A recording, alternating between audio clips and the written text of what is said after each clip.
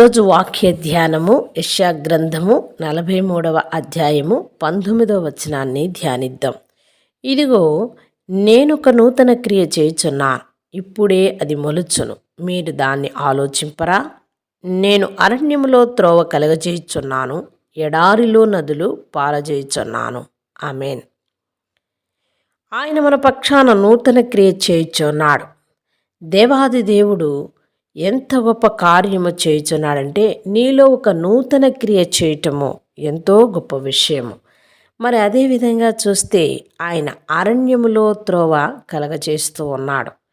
అరణ్యములో త్రోవ కలగజేయటము అంటే అరణ్యములాగా, అడవిలాగా ఉన్న నీ జీవితానికి మార్గము తెలియక మరి నీవు ఉన్నట్లయితే ఆయన త్రోవ కలగజేస్తారంటున్నాడు. ఎడారిలో నదులు ఉంటాయా? ఉండవు. కానీ ఆయన ఎడారిలో సైతము నీటిని పుట్టించగలను అని, ఆ నీటినే కాదు, అది ఒక నది వల్లే ప్రవహిస్తుంది అని చెప్తున్నాడు. ఎందుకు భక్తులకు ఈ విధంగా దేవుడు చెప్తూ ఉన్నాడంటే, అలనాడు భక్తులని ఏ విధంగా రక్షించానో, అలనాడు భక్తుల కొరకు ఏమి చేశానో, అలనాడు ఇజ్రాయేల్ ప్రజలను అరణ్యంలో నడిపించలేదా? నడిపించాడు కదా. మరి ఎడారిలో నదులు పారచేయలేదా? మరి ఎడారిలో నీటి బుగ్గలను ఇచ్చినట్టుగా మనము చూస్తూ ఉన్నాం. ప్రియ సహోదరుడా, అరణ్యంలో త్రోవ, ఎడారిలో నదులు, ఈ రెండు అసాధ్యమైన విషయాలే. కానీ దేవుడు సమర్థుడు కాబట్టి ఆయన చేయగలడు. నీవు ఆశ్రయించేది దేవుడైతే నీవు తప్పక నీ పక్షాన నూతన క్రియ చేస్తాడు. మరి అది ఆ నూతన క్రియను ఇప్పుడే ఆరంభిస్తాడు. మరి అలాగే నీవు అరణ్యంలో త్రోవను కలగజేస్తాడు, ఎడారిలో నదులను కూడా పారచేస్తాడు. ప్రియ సహోదరుడా, సహోదరి, నా జీవితములు అట్టి స్థితిలో ఉన్నట్లయితే ఆయన అంటూ ఉన్నాడనమాట ఈ మాటను, నేను నూతన క్రియ చేస్తాను. గత కాలంలో నీ జీవితంలో ఎన్నో క్రియలు చేసిన దేవుణ్ణి ఇప్పుడు కూడా నీ పక్షమున ఉండి నీకు నూతన క్రియను చేసి నిన్ను ఇప్పుడే మొలిచే మొక్కలా చేస్తాను. నీకు ఆలోచన లేదా? నీకు ఆ యొక్క ఆలోచనతో, ఆ తలంపుతో నీవు కలిగి ఉండు అంటున్నాడు.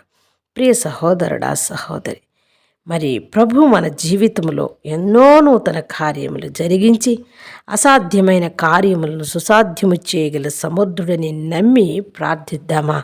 చిన్న ప్రార్థన చేసుకుందాం.